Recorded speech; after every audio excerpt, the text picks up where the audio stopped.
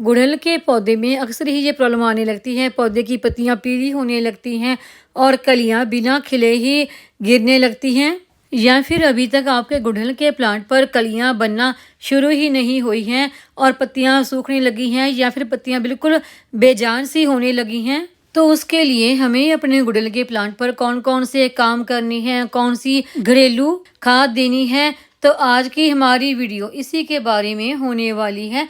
Video को and तक पूरा जरूर देखें। नमस्कार दोस्तों, मैं वंदना, मेरे चैनल पर आप सबका स्वागत है। अगर आपके गुड़हल के प्लांट पर नई पत्तियां आ रही हैं और जो पुरानी पत्तियां हैं वो सूख रही हैं, मुरझा रही हैं, पत्तियां पीली हो रही हैं, तब तो कोई बात नहीं, क्योंकि जो पुरानी पत्तियां हैं उनको तो सूखना ही होता है। तो आप ऐसी सूख रही, मुरझा रही, पीली हो रही पत्तियों को हटा सकते हैं। लेकिन अगर आपके प्लांट पर सारी ही पत्तियां पीली हो रही हैं, मुरझा रही हैं, सूख रही हैं और नई पत्तियां भी नहीं आ रही, तो ये आपके पौधों के लिए अच्छी बात नहीं है, क्योंकि इससे आपका पौधा धीरे धीरे सूखकर मर भी सकता है। तो हम अपने पौधे पर नई पत्तियां लाने के लिए इसे देंगे घरेलू खाद।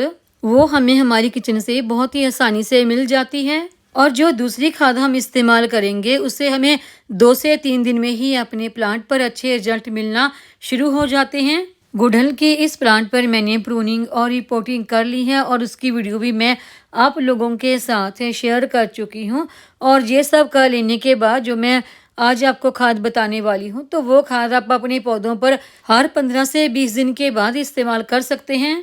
गुड़हल के पौधे को वैसे तो देखिए कोई खास खाद देने की ज़रूरत नहीं होती और इसमें फ्लावरिंग भी काफ़ी अच्छी हो जाती है। अब सीजन आ चुका है इस प्लांट की अच्छी फ्लावरिंग करने का, और अब इस मौसम में प्लांट की ग्रोथ भी काफ़ी अच्छी हो जाती है और प्लांट पर कलियां आने का मौसम है और अच्छे फूल खिलने का भी मौसम है। तो इस मौसम में हमें कोई ना कोई फर्टिलाइज़र तो अपने इस प्लांट को देनी ही होती है। तो जो इस प्लांट को आज खाद हम देंगे वो हम अपनी किचन से ही निकली हुई बिल्कुल बेकार चीज़ों से ही बनाकर तैयार करेंगे। तो उसके लिए हमें सबसे पहले चाहिए होंगे केले के छिलके। केले के छिलके हमारे गुड़हल के प्लांट के लिए बहुत ही बेस्ट होते हैं और केले के छिलके देखिए यहाँ पर मैंने पूरी तरह से सुखाकर ही लिए हैं। मैंने यहाँ पर 3 केले के छिलकों का इस्तेमाल किया है, क्योंकि ये खाद मैं अपने 2 पौधों पर इस्तेमाल करने वाली हूँ। और आगे लिए हैं ये मैंने प्याज के और नींबू के छिलके। जितने भी ये मैंने आपको छिलके बताए हैं, चाहे केले के छिलके सुखाकर मैंने डाले हैं या फिर प्याज के छिलके या नींबू के छिलके, इनका आप पाउडर बनाकर भी इस्तेमाल कर सकते हैं।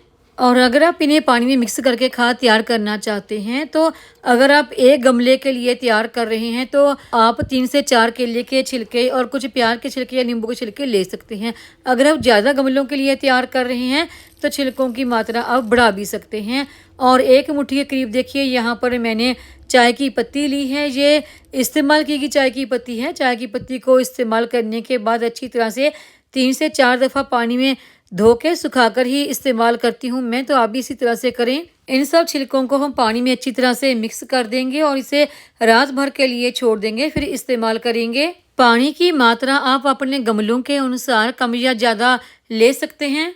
रात भर जब ये छिलके पानी में रहते हैं तो छिलकों का पूरा असर पानी में आ जाता है। मेरे गार्डन में देखिए ये गुड़हल के 3 प्लांट हैं, तीनों को ही मैंने कटिंग से ग्रो किया है और इन तीनों पर ही मैं आज इस खाद का इस्तेमाल करने वाली हूँ। गुड़हल की ये मैंने बिल्कुल एक छोटी सी ब्रांच लगाई थी जो अब काफ़ी अच्छी ग्रो हो गई है। इस लिक्विड खाद को जब आप अपने पौधों पर इस्तेमाल करने वाले हैं तो उसमें आपके गमले की मिट्टी पूरी तरह से सूखी होनी चाहिए, फिर ही इस्तेमाल करें। और खाद का इस्तेमाल करने से पहले गमले की मिट्टी की गुड़ाई जरूर कर लें और जो इसमें अनवांटेड सा घास फूस उग गया है उसे निकाल दें। मेरे इस गमले की मिट्टी देखिए कितनी भुरभुरी है। जब भी आपकी प्लांट तैयार कर रहे हैं तो इसी तरह की मिट्टी तैयार करें, इससे प्लांट की ग्रोथ काफ़ी अच्छी होती है। जो घरेलू लिक्विड खाद हमने अपने पौधों के लिए तैयार की है उसे देने से पहले हम अपने पौधों पर एक और खाद का भी इस्तेमाल करेंगे।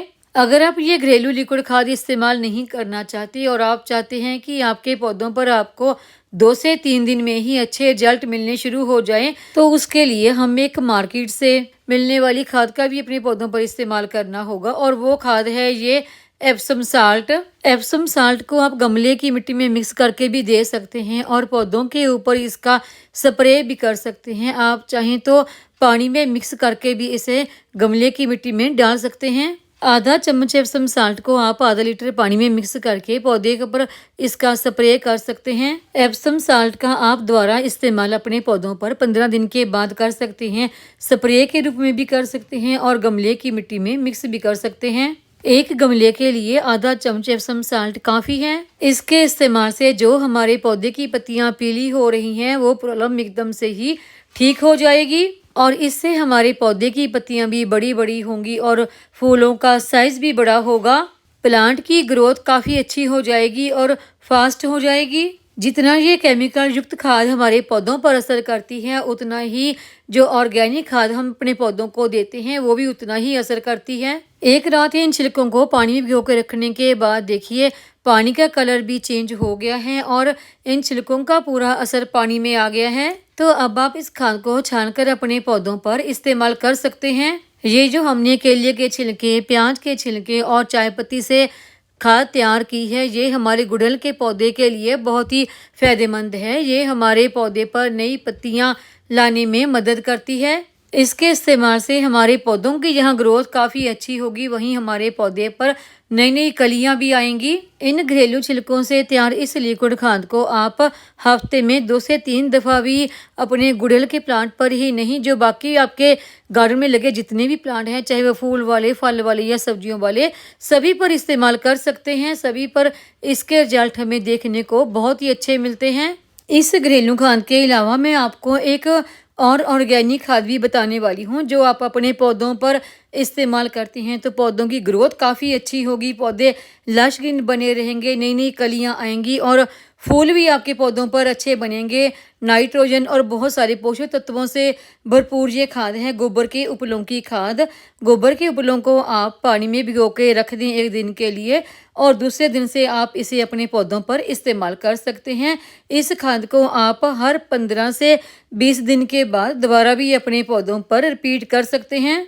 आप चाहें तो इस गोबर के उपलों की लिक्विड खाद में अपने किचन से निकलने वाले प्याज के छिलके, केले के छिलके, आलू के छिलके, इन छिलकों को डालकर भी खाद तैयार करके अपने पौधों को दे सकते हैं।